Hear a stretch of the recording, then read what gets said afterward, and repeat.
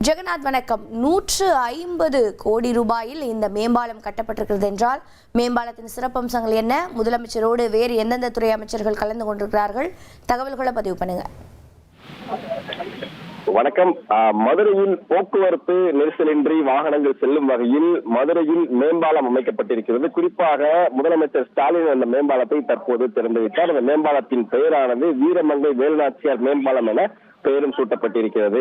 தென் மாவட்டங்களில் வளர்ச்சிக்கு மேலும் வித்திட்டும் வகையில் மதுரை மாவட்டம் KK நகர் மேலமடை சந்திப்பில் சுமார் 150.28 கோடி செலவில் கட்டப்பட்டிருக்கிறது இந்த புதிய மேம்பாலம். தற்போது அந்த பாலத்தில்தான் முதலமைச்சர் திறந்து வைத்தார். இந்த மேம்பாலத்தில் பார்த்தீர்களானால் கிட்டத்தட்ட 1 கிலோமீட்டர் தூரம் இந்த மேம்பாலம் அமைந்திருக்கிறது. அது மட்டுமில்லாமல் இந்த பாலத்தில் மொத்தம் 28 தூண்கள் அமைக்கப்பட்டிருக்கிறது.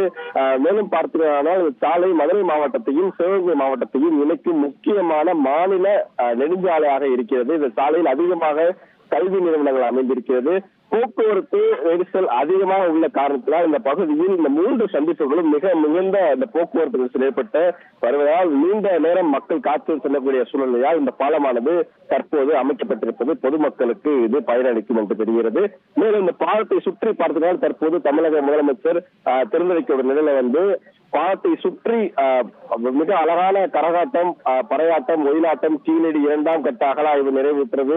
செங்கல் கட்டுமானம், வைகை ஆற்றில் தலைவர்கள் எழுந்திருந்தல், ஜல்லிக்கட்டு காலை அடங்கும் வீரர், ஜல்லிக்கட்டு காலை முக்கிட்ட முக்கியமான கலைஞர் நூற்றாண்டு ஏறுதல் அடங்கும் முக்கியமான ஓவியங்கள் வரைக்கப்பட்டிருக்கிறது. தற்போது இந்த பாலத்தை முதலமைச்சர் திறந்து வைக்கும் போது அவருடன் பார்த்திருந்தால் மூத்த அமைச்சர்கள் நேரு, ஏவா வேலு, தங்கம் தென்னரசு, PTR பழனிவேல் தியாகராஜன், அமைச்சர் மூர்த்தி உள்ளிட்டோர் அவருடன் இந்த பாலத்தில் திறந்து வைக்கும் போது இருந்தார்கள். மேலும் பார்த்திருந்தால் இந்த பாலத்தை திறந்து வைக்கும் போது வேலுநாச்சியாரின் பெயர் சூட்டப்பட்டிருப்பதால் வேலுநாச்சியாருடைய வாரிசுகளும் இந்த பாலத்தை திறக்கும் போது அவர்களும் முன்னின்று பாலத்தை திறந்து வைத்தார் முதலமைச்சர் ஸ்டாலின் அவர்கள். தற்போது பாலத்தை திறந்து வைத்து முடித்த பிறகு அந்த பாலத்தில் முதல் ஆளாக அவர் பயணிக்கக்கூடிய காட்சிகள் பார்க்க முடிந்தது என்பது குறிப்பிடத்தக்கது.